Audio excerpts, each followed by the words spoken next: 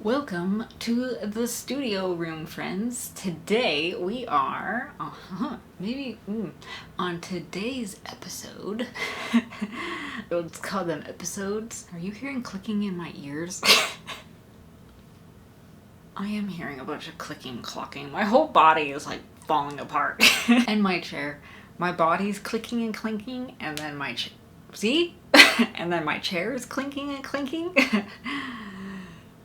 Okay, welcome to the studio, friends. On today's episode, I have a goal, and one goal only, and that is to do minimal markings. As you can see behind me, kind of, maybe, and over here, that I do tend to fill in the canvas quite a bit.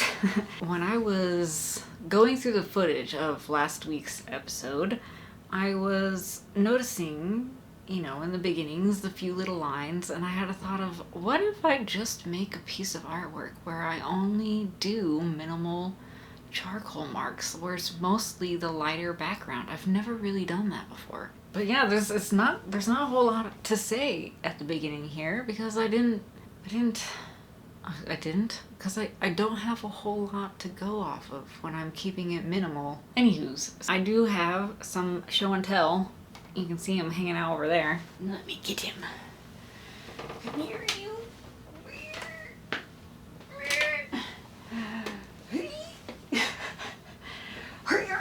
Oh, here. I got him.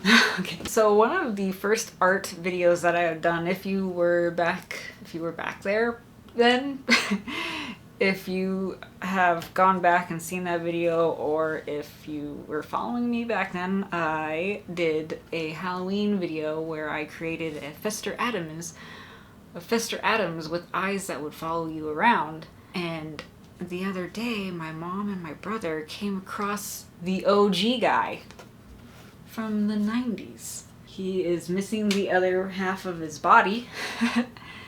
And he's missing his eyeballs. You can see the foam piece that used to hold the eyes there. Maybe in the future I'll see about making my own eyeballs for this dude. That's the Fester Addams making an appearance. Alright, let's get to it. Well, back to it then.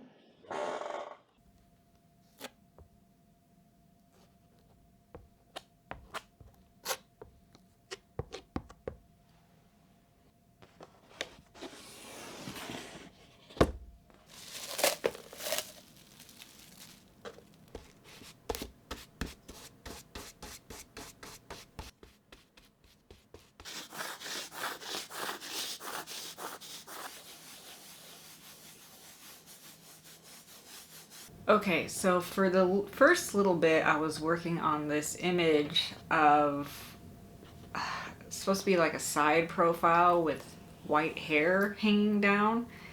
And I really like that concept, but I was attempting to do it without any sort of reference photo, which I'm not at that skill level to just make any sort of level of face or human without a reference per se.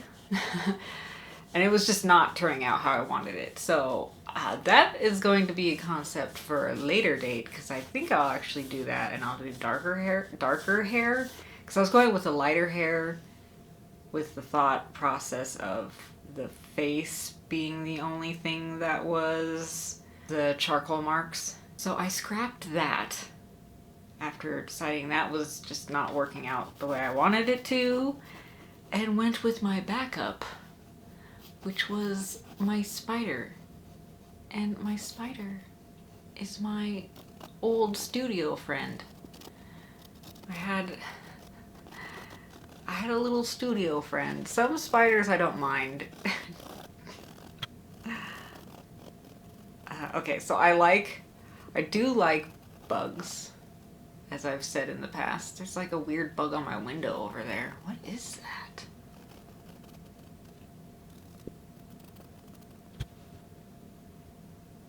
Okay, anyway. I am so sorry to anybody who is arachnophobic. Oopsies. Okay, so now I'm going to put clear gesso over the top of this before I do any other weird tweaks to it, whatever I end up deciding doing. I have used clear gesso once before over an image of charcoal. Fingers crossed. Fingers crossed. It looks weird when you do that. Fingers crossed. Fingers crossed. It's gonna go on looking more milky, and then as it dries, it should clear. So we'll let that dry.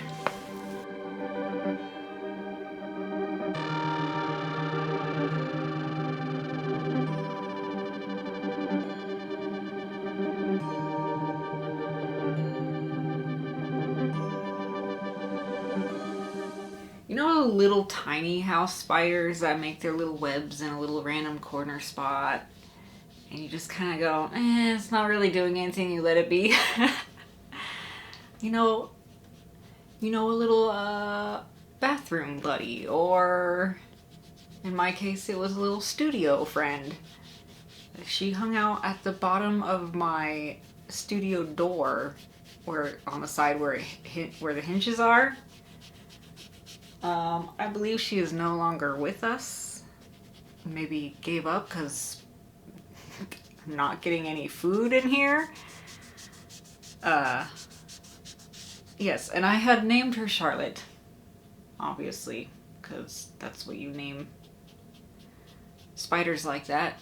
That's what I name spiders like that. I am attempting to introduce and provide a safe space for biodiversity in my garden. And that includes spiders. That includes a few insects that are considered to be slightly scary or annoying. And,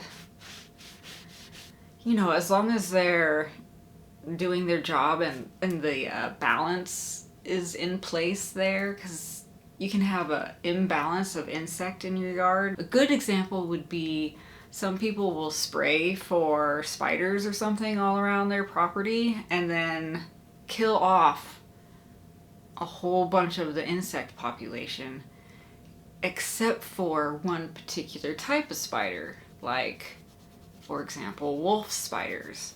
And wolf spiders don't like competition. So if you kill off all their competition, then they all come in and they're like, hey, free reign, this is my space now. Whereas if you would have let it be, sure, you would have a variety of bugs, but you wouldn't have an influx of just one particular one that is now taking over your entire property.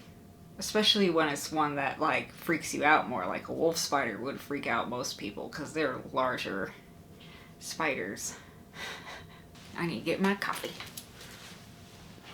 Well, one of the goals with this picture being minimal charcoal marks in there is that I wanted to accentuate the texture a little bit more and see if I could get more variation in the background. And I did, I don't want to say hesitate. I didn't fully allow myself to freely go crazy because I was kind of afraid of messing it up, which I know that holds you back when you do that kind of stuff, but at the same time, I don't know, it turned out, it looks good to me. I don't know. I think it will look really good with a gold frame.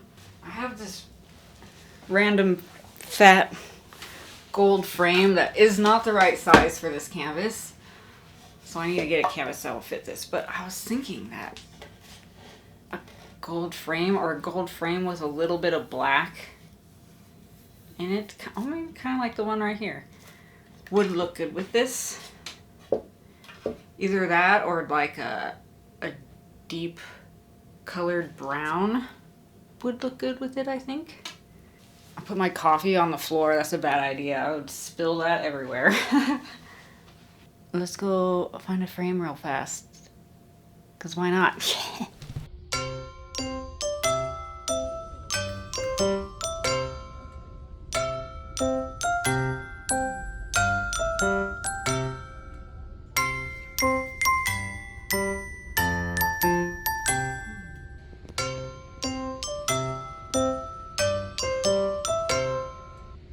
This is the frame I grabbed.